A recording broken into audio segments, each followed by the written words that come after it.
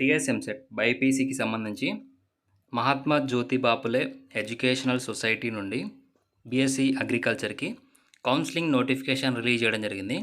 So ఎవరెవరు application చేసుకోవచ్చు, ఎవరెవరు ఎలిజిబుల్, లాస్ట్ డేట్ ఏంటి, ఏమేమి డాక్యుమెంట్స్ కావాలన్నది కంప్లీట్ వివరాలు ఎక్స్ప్లెయిన్ చేస్తాను.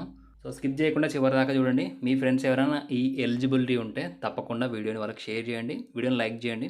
సో మీరు లైక్ చేస్తే ఎంతమందికి అప్డేట్స్ రీచ్ అవుతున్నాయి, ఎంతమందికి అప్డేట్స్ నచ్చుతున్నాయి అనేది నాకు కూడా తెలుస్తుంది.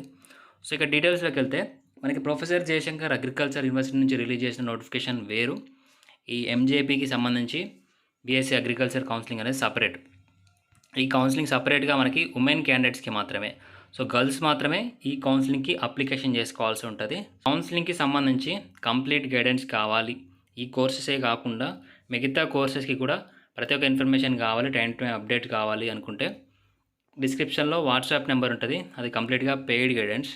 సో ఆ పెయిడ్ గైడెన్స్లో మీరు జాయిన్ అయితే కౌన్సిలింగ్ స్టార్ట్ అయిన దగ్గర నుంచి కాలేజ్లో జాయిన్ అయ్యే వరకు ప్రతి ఒక్క ఇన్ఫర్మేషన్ మీకు టైం టు టైం అప్డేట్ చేయడం జరుగుతుంది. సో ఇక డీటెయిల్స్లోకి వెళ్తే మనకి ఆన్లైన్ అప్లికేషన్ డేట్స్ ఇచ్చారు. 12th ఆగస్ట్ నుంచి 31st ఆగస్ట్ వరకు ఆన్లైన్ అప్లికేషన్ చేసుకోవచ్చు. ఓన్లీ ఉమెన్ క్యాండిడేట్స్ మాత్రమే అప్లికేషన్ చేసుకోవచ్చు. అలాగే ఇందులో మనకి కొన్ని కండిషన్స్ ఇచ్చారు.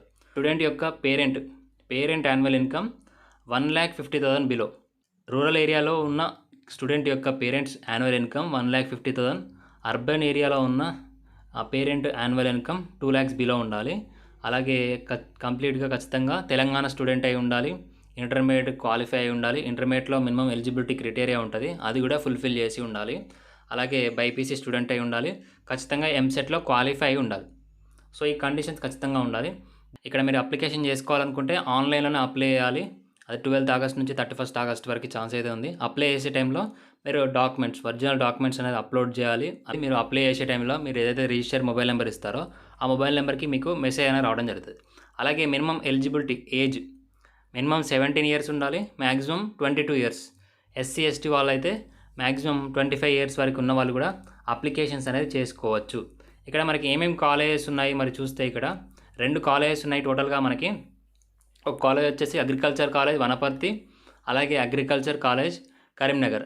సో ఈ టోటల్గా 120 సీట్స్లో 85% సీట్స్ అనేది ఫిలప్ చేయడం జరుగుతుంది.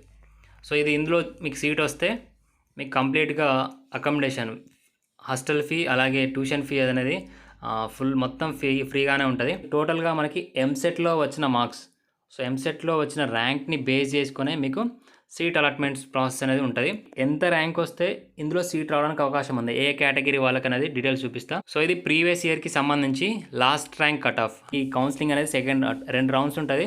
సో ఆ 2 సెకండ్ రౌండ్లో లాస్ట్కు జాయిన్ అయిన స్టూడెంట్స్కి సంబంధించి కట్ ఆఫ్ అనమాట. ఈ ఇయర్ ఖచ్చితంగా ఈ ర్యాంకే వస్తుందని చెప్పలేము.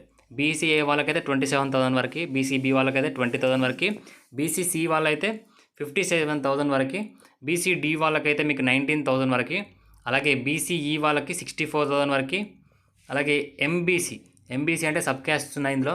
సో ఎంబీసీ వాళ్ళకైతే 39,000 వరకు, అలాగే ఎస్సీ వాళ్ళకైతే 20,000, ఎస్టీ వాళ్ళకైతే 9,000 వరకు, ఓసీ ఈబీసీ వాళ్ళకైతే 24,000 వరకు. సో ఇలా మీకు కేటగిరీ వైజ్గా కట్ ఆఫ్స్ అనేది ఇవ్వడం జరిగింది.